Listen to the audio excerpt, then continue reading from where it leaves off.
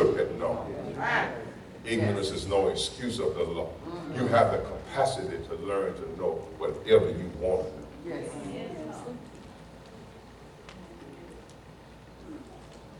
First John,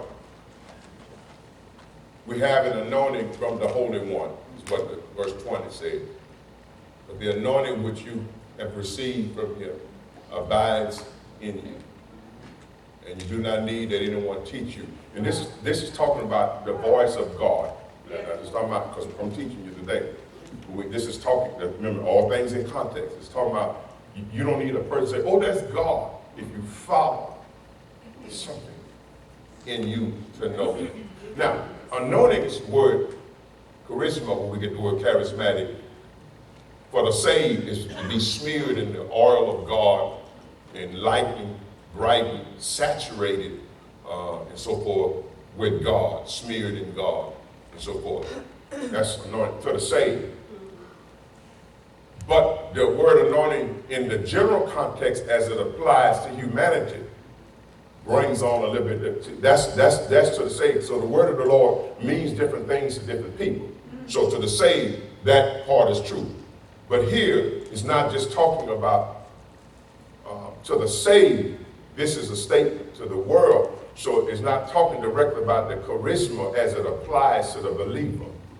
Because there, you have received from him, abides in you, and you don't need that anybody to teach you. That word anointing, as it applies to general, means divine leading or divine prompting. That is, again, the it anoint. Sometime in your heart, you are prompt to know certain things, to do certain things, a divine prompting.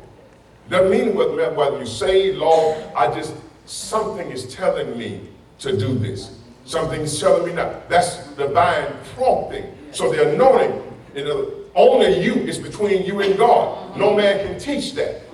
We all have that. That's our uniqueness. So we all have a divine prompting. The Spirit of the Lord prompts us.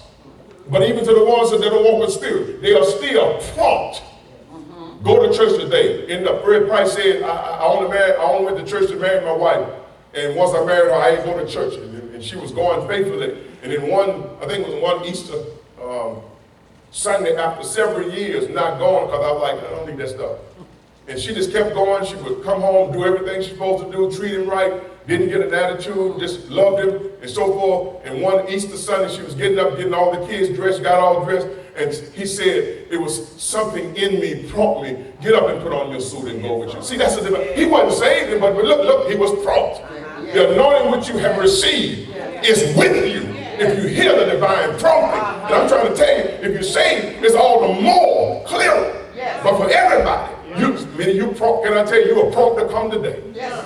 You're not only prompt, but you prompt to do something beyond what you're doing. Come on. He said that he was prompt.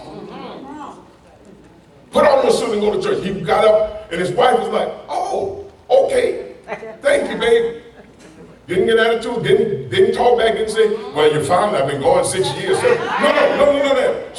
She just, oh, thank you, baby. Come on, children, daddy going with us. And he said, I'm going to go just to make her happy. Let me go. I'm going to go with a good attitude, head all up. She's happy. Go on in the church. And he heard the word. The preacher preached a good message. You don't even remember what it was. But he just said it was a good message. You know? And he said, and when he said, close your eyes, and he closed his eyes, and the preacher said, lift your hands.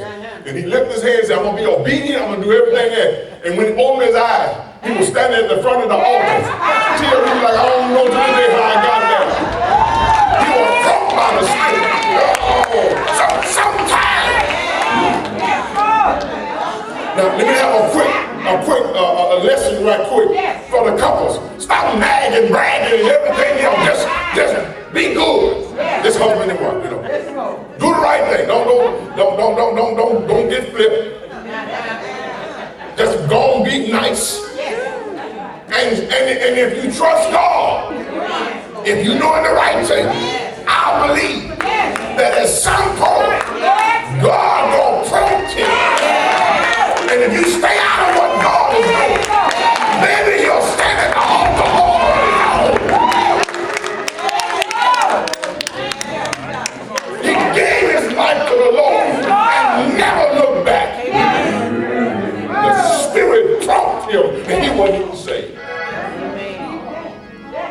Sometimes the Spirit is talking to you, shut up!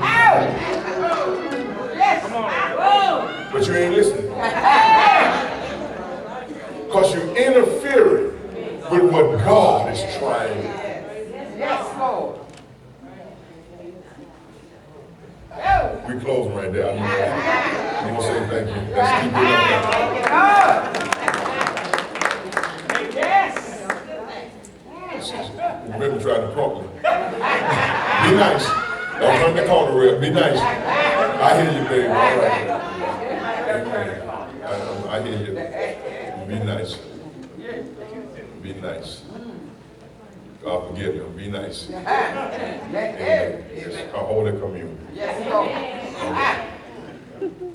So that puts us back into Jeremiah. No man shall teach his neighbor. See, we just talking about how that scripture connects. Every man and his brother saying, know the Lord, for they all shall know me, from the least to the greatest. They all have the capacity to hear my voice when I speak. If you just leave them alone. There's an inner knowing that they have. And my spirit can prompt them to direct. Because at the end of the day, I'm the one that ordered the steps. Yes. Yes. Thank you, Lord.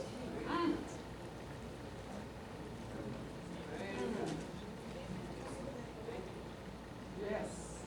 Something, as we've been talking about the word, you know, is telling me. Yes, Lord. Come on, say that. Something is telling me. Tell it to somebody. It's you. Something is telling me. Y'all, some people like, well, I don't know if the Spirit. Okay, well, you can just take something. Don't say it. Don't tell them. Something is telling me. Don't tell them. If you really believe it, tell them something. I'm not quite sure. Maybe I don't know. But just tell them something is telling me that Jesus is on the man.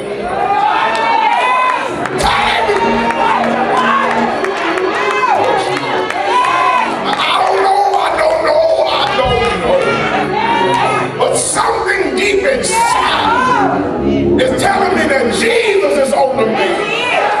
And all you got to do right now is call him out.